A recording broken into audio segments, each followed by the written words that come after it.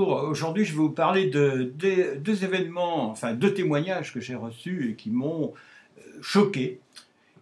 Ce sont des parents qui ont des enfants avant d'entrer à la maternelle et qui ont eu affaire, alors l'un en France, l'autre au Canada, qui ont eu affaire à des aberrations du point de vue de l'enseignement.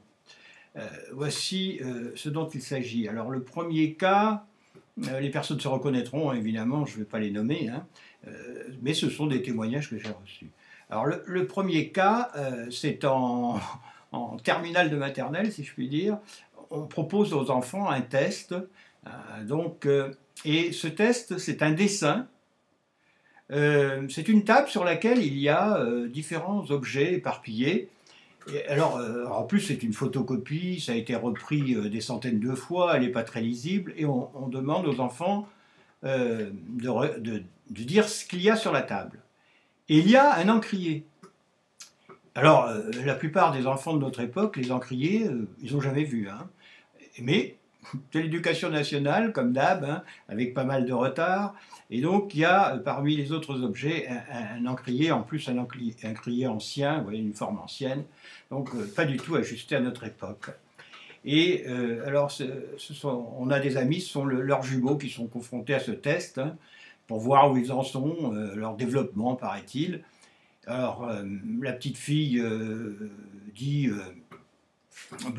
on dirait un cadeau en verre, bon, elle ne sait pas trop. Et elle a réussi à désigner évidemment les autres objets qu'elle connaît. Et le petit garçon dit, c'est un biberon.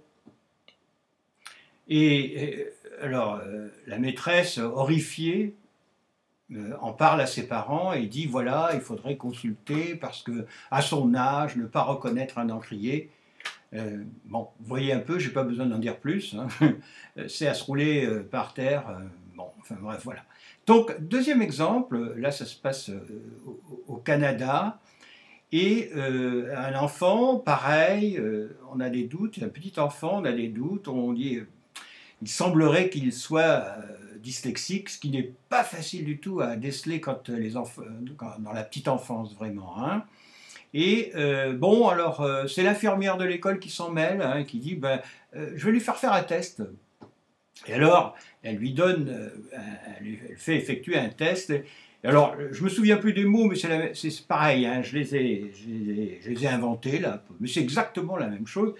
Et elle dit à l'enfant, elle demande à l'enfant, elle lui dit Kravioski, tu peux me répéter, elle n'y a pas dit heureusement, tu peux l'écrire, hein.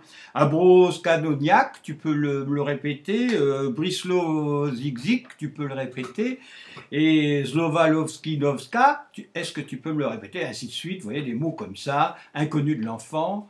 Alors forcément, l'enfant, il demande à la maîtresse de répéter.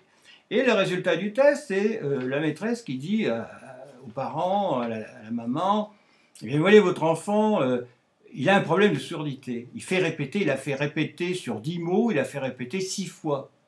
Mais qui n'aurait pas fait répéter? Qui ne connaît pas? Quand on ne connaît pas un mot, ça ne veut pas dire qu'on est sourd. Donc, pourquoi je donne ces deux exemples, ces deux aberrations? C'est n'écoutez pas n'importe quel discours de... Bon, un enseignant, il est là pour enseigner, mais après, d'autres domaines, c'est pas son truc, quoi.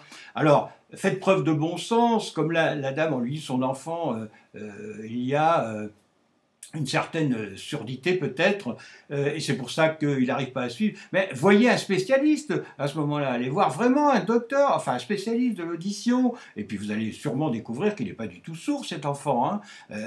Même un adulte ferait répéter. Inversement, dans le premier exemple, hein, excusez-moi, je suis mal élevé, mettre un encrier alors qu'on n'écrit plus avec une plume qu'on trempe dans l'encrier. Voyez, donc attention, faites preuve de bon sens, n'écoutez pas, on est dans en ce moment une époque où il y a des gens qui donnent leur avis sur tout sans avoir de la compétence, quoi, et qui a peur les parents. C'est surtout pour ça que j'en parle aujourd'hui. Je veux pas être trop long, mais c'était comme d'habitude, souvent un petit coup de gueule de ma part, un énervement.